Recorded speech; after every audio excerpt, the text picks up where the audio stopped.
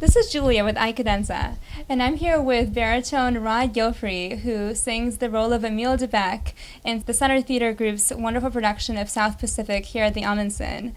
So hello, Rod. My first question is, you have sung so many roles in the realm of opera as well as musical theater.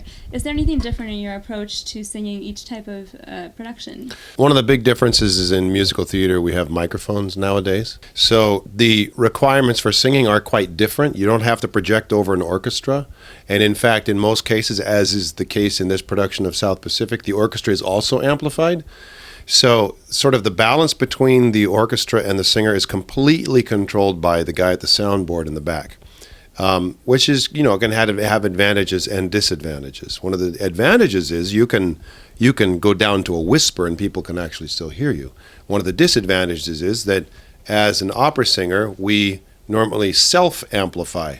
And some of that gets lost because as we get louder and louder, they bring the level down to, balance it out and to keep from overloading the mics. So, there are pluses and minuses to that. To the approach of singing the two different styles. But the other great thing about doing musical theater is we have spoken dialogue. And it's really fun to be able to do some straight acting where the composer hasn't already determined how you're supposed to do it. Because in an opera where everything is sung, a given text, the composer decides, the character feels like this, and the pace should be like this, and the voice rises and falls like this, and the articulation is like this, and and it's all very, in the case of a thorough composer, it's all extremely carefully written out, and your interpretation is entirely within the confines of what the composer's already decided. So when you have dialogue, it's like you're writing your own music, which is really, really fun. How do you prepare a role? For example, in this production, how do you approach that? Well, if the role is based on either an historical figure or on a novel or something like that, then that's where you start. So James Michener wrote this series of stories called Tales from the South Pacific. He was in the Navy in the South Pacific during the Second World War. So most of it's first-hand accounts. Some of it is accounts that people told him, stories that happened in other places. But the character of Emile Debec is based on a real character, and Bloody Mary is based on a real character, and Luther Billis is based on a real character. And so you go back and you start to, first of all, read the novel, and you can usually find out a lot about the character that has been deleted from the play because they can't include everything. And so there are a lot of things about Emile Debec that I learned about in the Michener. And then, of course, since it's a musical, you go back and watch the movie and listen to recordings of the famous Emile Debecs through time, Ezio Pinza and Giorgio Tozzi and so forth. Now, I saw you in this production, and it was just striking the extent to which you embodied the role. Is there anything that you particularly identify with in that character? There are a lot of things I identify with. I mean, I'm very much in love with my own wife, and so that really informs a lot of my acting toward Nellie. Also, I studied with a French voice teacher for 6 years, and he taught me in English because it was in Santa Barbara, Martial Sanger. And so I had the sound of a Frenchman speaking English in my head for years and years and years. And so I just sort of basically channel his voice when I do the voice of Emile Debec, with some adjustments because if you really go for a full-blown French accent, it's not entirely understandable. So you have to make your choices about which vowels you're actually going to modify a little bit, modify words so that they can become more understandable for the audience. Now, you are known for having a real warmth to your sound. Did you actually have to work to achieve that? Some singers talk about working to achieve that quality in their sound. My voice, I let my voice be what it is. I mean, if I'm doing some kind of if I'm trying to portray a particular emotion or a particular facet of a character, then I'll modify to make my voice sound the way I think it should sound. But basically, my approach to technique is to allow my voice to be as free as possible, to sing as efficiently as possible, and what comes out comes out. As opera singers, we sort of sing with maximum resonance all the time. And I don't mean that in a negative way. I don't mean like it's always loud. I mean that even when it's soft, it has it has a lot of resonance, and that's what carries the voice and gives it beauty. And so I think my studies recently have been toward finding the very easiest kind of maximum resonance that can then be modulated into different tone colors and different dynamics. But that's where I find that I have the most freedom with my technique. So I think I have my voice is like that naturally. If I want to make my voice sound brighter or darker than it normally is, then I have to do something special.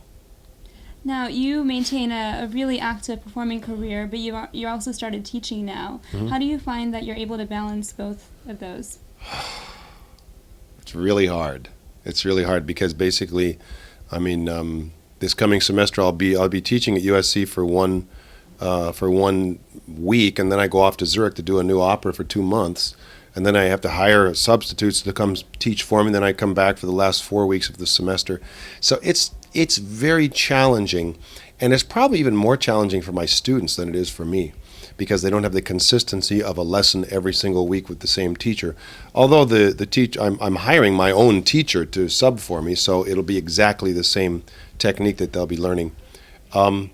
It's tricky to balance, but I'm fortunate to have a position at USC at the Thornton School of Music here in Los Angeles, where they really want someone in my position who performs actively. So they embrace it and they encourage it, within reason. I still have to teach, but it's good. Basically, my schedule is completely flexible. Whenever I can teach is when I do it, and of course it has to have approval of the dean and all of that. But so far it's worked out, but it's very challenging. It's great to have the perspective of performer for students. I think it's good for the students to have the perspective of the performer, and it's also good for me to have the perspective of the academic side of music. I'm surrounded by people who are in the thick of studying it, and a lot of stuff that I forgot comes back to me by way of my students.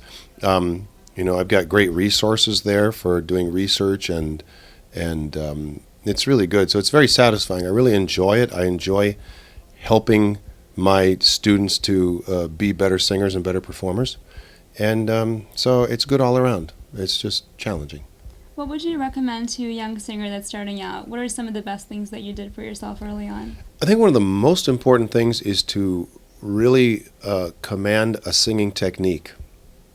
And all these other things, languages are very important, and knowing performance practice from the different periods of music history are very important. And I think it's very important also to be a singer who gets along with his colleagues and has a reputation for that. So all of those things are very important. But when it comes right down to it, if you really have a great voice and a great technique to go along with it, then you're going to get work.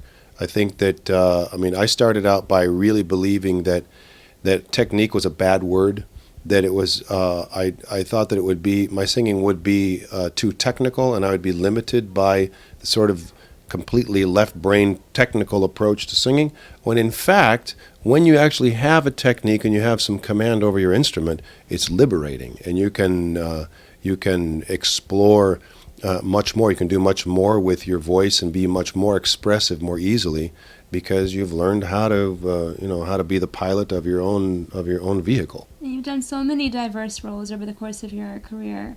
Is there any single role or several roles that you found really personal? Probably, for the longest time I hesitated to say if I had a favorite role, but I think that when it comes right down to it, that Billy Budd was probably my favorite role up to now, because even now I feel like it was really written for me. I feel I really identified with the character. It fit perfectly into my voice.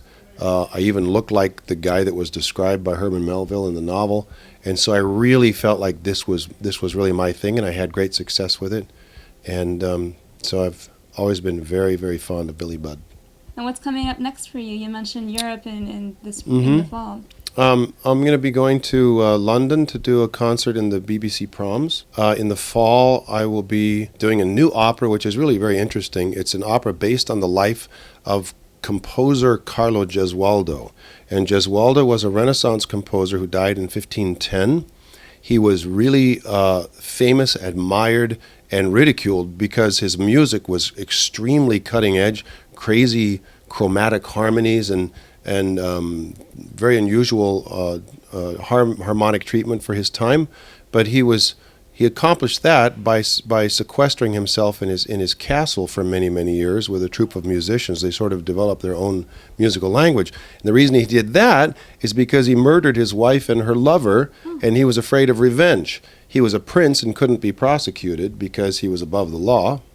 Good old days. But he was always afraid of revenge, and so he hid in his castle. He was racked with guilt and wrote weird music. And so I'm doing this opera is written by a composer named Marc-André d'Albavie. He's obviously French. I'm doing the title role, and it should be very interesting. Well, that sounds fantastic. Thank you so much for your time. My pleasure. And best of luck with all of those wonderful productions.